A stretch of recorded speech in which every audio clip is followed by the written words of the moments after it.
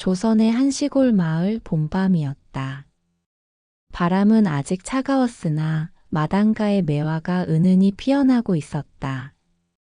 그 집에는 28의 젊은 과부 연화가 살고 있었다. 3년 전 남편을 병으로 먼저 떠나보낸 뒤 두 아이를 홀로 키우며 하루하루를 버텨왔다. 큰딸 하은이는 8살, 또박또박 글을 배우고 싶어 하는 나이였지만 책보다는 늘 어머니 곁에서 바느질을 돕는 게 일상이었다. 둘째 아들 하민이는 6살, 장난꾸러기였지만 아버지의 빈자리를 눈치채며 어머니를 꼭 따라다녔다. 지난해 흉년이 들어 연화의 집은 곡식을 빌려 쓸 수밖에 없었고 빚은 눈덩이처럼 불어났다. 밭일에 바느질까지 쉬지 않고 했지만 하루는 늘 부족했다. 주변에서는 저 과부가 밤마다 어디를 다닌다더라 하는 험담까지 돌았다. 심지어 빚을 감당 못하면 재취를 하라는 중매까지 이어졌다. 그러나 연화는 단호했다. 나는 이 두 아이 곁을 지켜야 합니다. 그날도 아이들을 재우고 난 뒤였다. 연화는 마루 끝에 앉아 한숨을 고르며 달을 향해 두 손을 모았다. 달님, 오늘도 아이들 이마에 걱정 대신 꿈을 얹어주시고 제 어깨에는 무거움 대신 용기를 얹어주소서. 내일도 지치지 않고 버틸 수 있게 해주소서. 기도를 마친 연화는 아직 캄캄한 새벽 아이들이 깨기 전에 물을 길어두려고 물지개를 지고 집을 나섰다. 봄 기운이 스미기 전 공기는 살을 애는 듯 차가웠다. 숨을 내쉴 때마다 하얀 입김이 피어올랐다. 우물가에 다다랐을 때였다. 어둠 속에서 희미하게 달빛이 번져 있었다. 연화는 순간 발걸음을 멈췄다. 달빛이 괜스레 한 곳에만 쏟아지는 듯했다. 조심스레 다가가자 그곳에는 작은 흰 그림자가 쓰러져 있었다. 가까이 보니 어린 흰 여우 한 마리가 옆구리에 상처를 입은 채 가느다란 숨을 몰아쉬고 있었다. 털은 흙과 피로 얼룩져 있었지만 꼬리 끝에서만은 은은하게 달빛이 새어나왔다.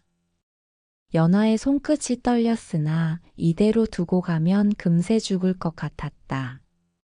물지개를 내려두고 두 손으로 여우를 조심스레 안아 올렸다. 작은 심장이 미약하게 뛰고 있었다. 불쌍한 것 괜찮다. 우리 집으로 가자. 부엌 한켠에 자리를 깔고 연화는 헝겊을 찢어 상처를 동여매고 약초를 찍어 붙였다. 등잔 아래서 여우의 눈동자가 달빛처럼 반짝였다. 그러자 연화의 눈가도 뜻 모를 따스함으로 젖었다. 살고 싶거든. 우리랑 같이 버텨보자꾸나. 다음 날 아침 마루를 쿵쾅거리며 달려나온 하민이 소리쳤다. 엄마, 강아지예요? 쉿. 연화가 입가에 손가락을 댔다. 다쳤어. 조용히. 하은은 한 걸음 물러서 눈을 가늘게 떴다. 엄마, 얘 꼬리 끝에서 빛이 나요. 정말로 꼬리 끝이 햇살도 아닌데 희미하게 반짝이고 있었다. 하은이 손가락으로 가리키자 하민도 눈을 크게 떴다. 우와, 진짜네. 꼬리가 반짝반짝해. 두 남매는 한참을 들여다보다가 하민이 갑자기 손뼉을 쳤다. 달빛처럼 반짝이니까 달빛 강아지야. 하은이 고개를 끄덕이며 웃었다. 응, 강아지가 아니라 여우지만 달빛 여우라고 불러도 되겠다. 연화는 두 아이를 번갈아 보며 웃음 지었다. 낮 동안 아이들은 작은 여우와 곧잘 어울렸다. 달빛 강아지야, 이리 와. 하민이 장난스레 불렀다. 하은은 팔짱을 끼고 고개를 끄덕였다. 강아지는 아니지만 그래도 빛나는 게 신기하네. 여우는 아이들이 부르는 이름에 놀란 듯 귀를 쫑긋 세우더니 이내 꼬리를 흔들며 장난스럽게 마당을 뛰어다녔다. 그날 밤 연화는 바느질을 하다가 창밖을 스쳤다. 달빛이 유난히 환했다. 무심코 마당을 내려다본 순간 숨이 멎듯 멈추었다. 작은 여우가 꼬리를 높이 들어 달빛을 가만히 받아내고 있었다. 꼬리 끝에서 퍼져나간 빛이 몸으로 스며드는 듯했다. 마치 달빛을 마시듯 먹듯 천천히 삼키고 있었다. 연화는 한동안 넋을 잃고 바라보다가 중얼거렸다. 달빛을 먹는구나. 여우가 고개를 돌려 연화를 바라보았다. 달빛이 반사된 눈동자가 유난히 깊었다. 그 순간 연화의 입에서 자연스레 말이 흘러나왔다. 월화 달빛의 꽃. 내 이름은 월화다. 이름을 얻은 듯 작은 여우가 꼬리를 2번 흔들었다. 달빛이 마당 가득 흩어졌다. 연화는 오랜만에 마음속에 따뜻한 무언가가 차오르는 것을 느꼈다. 어느 달이 밝게 빛나는 밤. 엄마인 연화는 동네 잔칫집에 일손을 거들러 가서 늦어지고 있었다. 마루 끝에 앉아 엄마를 기다리는 두 아이 하은과 하민. 옆에서는 신비한 작은 여우 월화가 조용히 웅크려 엎드려 있었다. 살짝 우울해진 하민이 울먹이며 말했다. 아버지가 계셨으면 나 업어주셨을 텐데. 하민의 말을 들은 월화는 조용히 몸을 일으켜 마당으로 나갔다. 달빛이 가득 쏟아지는 자리에 앉아 고개를 들어 하늘을 바라보았다. 그 순간 은빛이 월화의 꼬리 끝에서부터 피어올라 온몸을 감쌌다. 달빛이 흘러내리듯 스며들자 월화의 몸집이 서서히 부풀어 올랐다. 작은 고양이만 하던 몸은 어느새 송아지만큼 커졌다. 신비로운 빛에 둘러싸인 월화가 한 걸음 한 걸음 앞으로 다가오더니 하민 앞에 멈춰 섰다. 아이들은 숨을 죽이고 눈을 크게 떴다. 우와, 월화가 커졌어. 하민이 외쳤다. 월화는 몸을 낮추며 등을 내밀었다.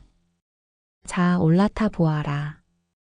그 목소리는 처음으로 또렷이 들렸는데 놀랍게도 두려움보다는 마음을 편안하게 만드는 울림이 있었다. 마치 달빛이 품은 속삭임 같았다. 월화의 목소리는 달빛을 머금은 듯 아이들의 마음을 부드럽게 감싸며 슬픔과 두려움을 서서히 녹여주었다. 하은과 하민은 서로를 바라보다가 용기를 내어 등에 올랐다. 월화가 달빛 마당을 힘차게 달리자 꼬리에서 흩날린 은빛이 아이들을 감쌌다. 순간 아이들은 마치 하늘을 나는 듯 웃음을 터뜨렸다. 하민은 깔깔거리며 외쳤다. 아버지가 업어주시는 것 같아. 하은도 눈을 반짝이며 속삭였다. 우리만 아는 비밀이야. 월화는 달빛을 품은 여우야. 월화는 달빛 속에서 한참을 달린 뒤 다시 몸을 줄였다. 아이들이 내려서자 꼬리 끝으로 가볍게 어깨를 스쳤다. 오늘은 울지 않아도 된다. 내가 곁에 있으니. 그날 밤 늦게 연화가 집으로 돌아왔다. 아이들은 이미 잠든 듯 보였으나 둘 사이에는 알 수 없는 들뜬 기운이 남아 있었다. 연화는 그런 기색을 눈치채지 못하고 아이들의 이불을 고쳐 덮어주었다.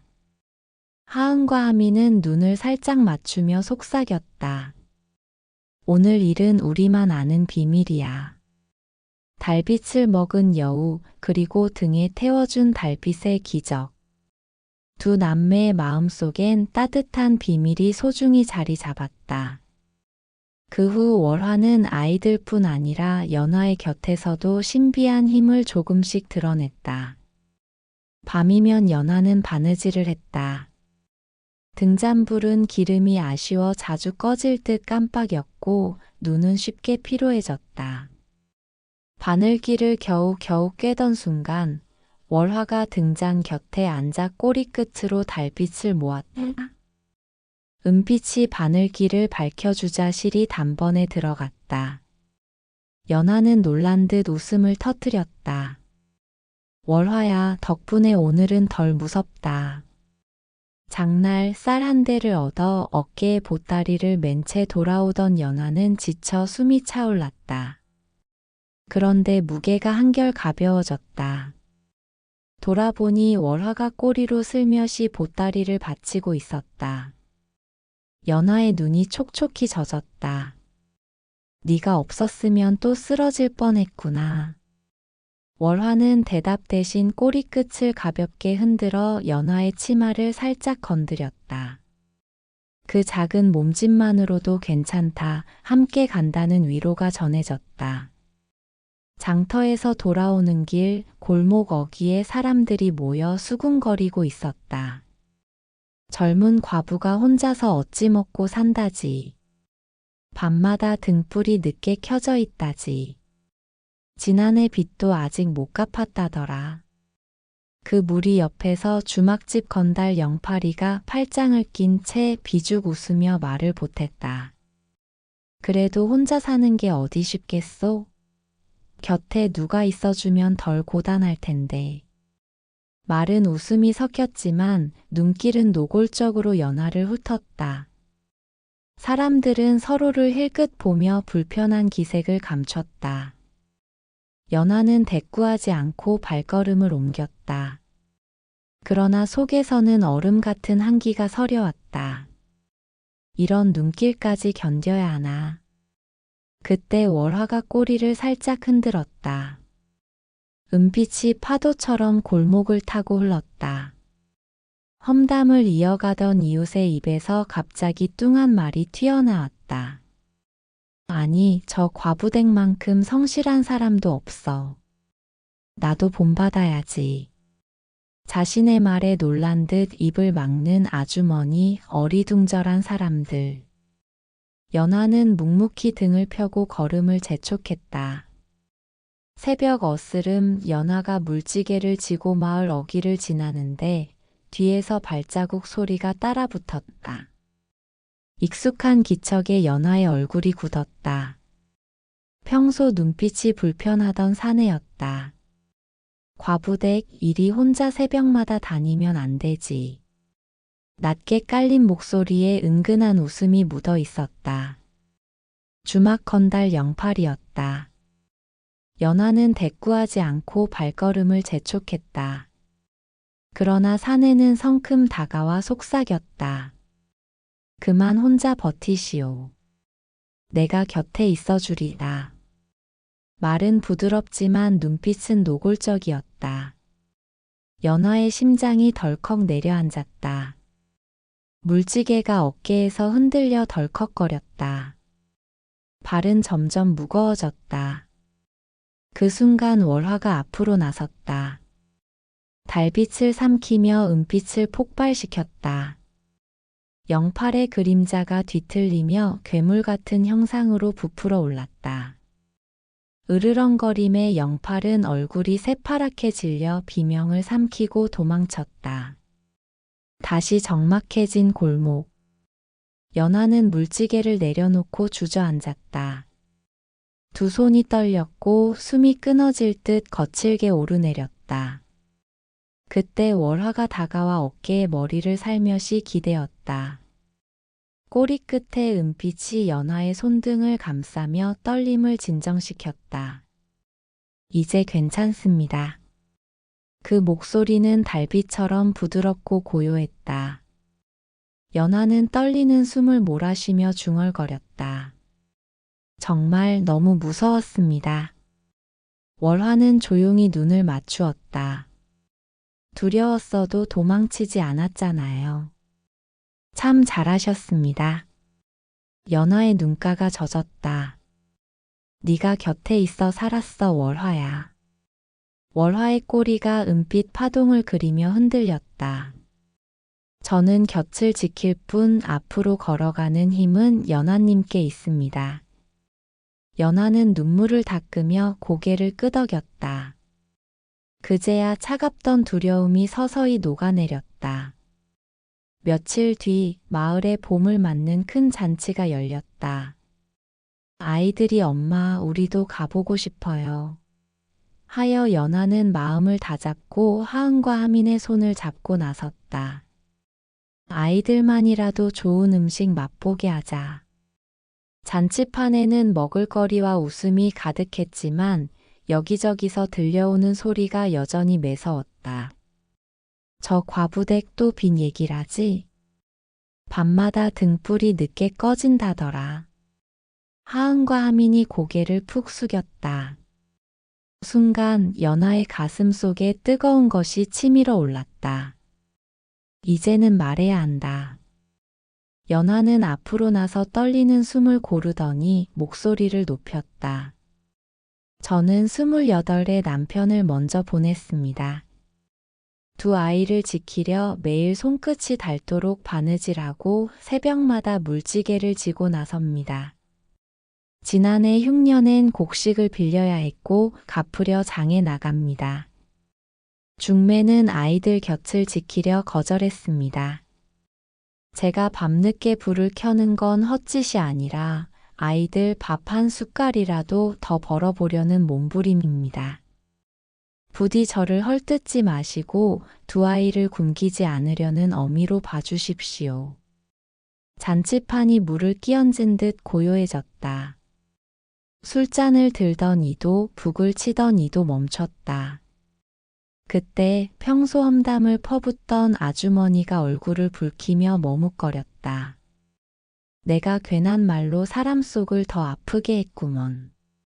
다른 이웃도 손뼉을 치듯 말했다. 우리가 속이 았어. 저 과부댁보다 성실한 이가 어디 있나? 내일 장에 같이 갑시다. 쌀값 내리면 내가 먼저 알려드리리다. 연하는 깊이 고개를 숙였다. 그러나 어깨는 펴져 있었다. 감사는 감사로 받되 자조는 지켜냈다. 멀찍이서 지켜보던 월화가 꼬리를 흔들자 은빛이 한 줄기 잔치판 위로 흩어졌다. 그 순간 사람들의 표정도 함께 밝아졌다. 그 뒤로 도움은 말보다 행동으로 다가왔다. 새벽이면 골목 눈이 먼저 쓸려 있었고 낮에는 밭고랑이 미리 다져져 있었다. 장독대 앞에는 말없이 놓인 작은 그릇이 종종 발견되었다. 세월이 흐르며 마을은 조금씩 달라졌다. 하은은 손재주가 야무져 누구에게나 칭찬을 들었고 하민은 흙을 사랑하는 농부로 자라났다. 아이들의 웃음소리가 오가는 집안은 이제 예전의 쓸쓸한 기운이 아닌 온기가 흐르는 곳이 되었다. 늦겨울 어느 날 반달이 마루 끝에 걸려 있었다. 연하는 바느질을 접으며 하늘을 올려다보았다. 월화가 곁에 다가와 조용히 앉았다. 꼬리 끝에 은빛이 마당에 고요히 번졌다. 연하가 나직이 말했다. 처음엔 사소한 말 한마디에도 밤길의 그림자에도 제 마음의 그늘에도 겁이 났습니다. 늘 도망치듯 살았지요. 월화가 고개를 들어 달빛을 물끄러미 바라보다 대답했다. 두려움은 어둠에서 자라지만 용기는 빛에서 자랍니다. 연하가 미소를 지으며 고개를 끄덕였다. 맞습니다. 이제 알겠어요. 달빛은 길을 비춰주지만 결국 그 길을 걷는 건 제 발이라는 걸. 월화는 꼬리 끝으로 연하의 어깨를 가볍게 감싸며 속삭였다. 연화님은 이미 스스로 빛을 낼 줄 아는 분이지요. 달빛은 다만 곁에서 더 밝게 비춰줄 뿐입니다. 그때 아이들이 마루로 뛰어나왔다. 엄마, 내일 장에 같이 가요. 하민이 신나게 말했다. 하은도 덧붙였다. 내가 만든 보자기에 떡 담아 갈래요. 사람들이 예쁘다 하실 거예요. 연화는 아이들의 손을 꼭 잡았다. 그 손에는 이제 예전처럼 두려움이 아니라 희망과 기운이 담겨 있었다. 그날 밤 달빛은 어둠을 꾸짖지 않았다. 다만 꼭 필요한 곳에만 은은히 내려앉았다. 마당에, 방 안에, 그리고 한 가족의 마음 위에. 연화는 아이들의 웃음소리를 들으며 속으로 되뇌었다. 내일은 또 내일의 몫이지만 이제 나는 혼자가 아니다. 이 아이들과 그리고 월화가 내 곁에 있으니. 그리고 달은 오늘도 가장 먼저 그 집을 비추었다.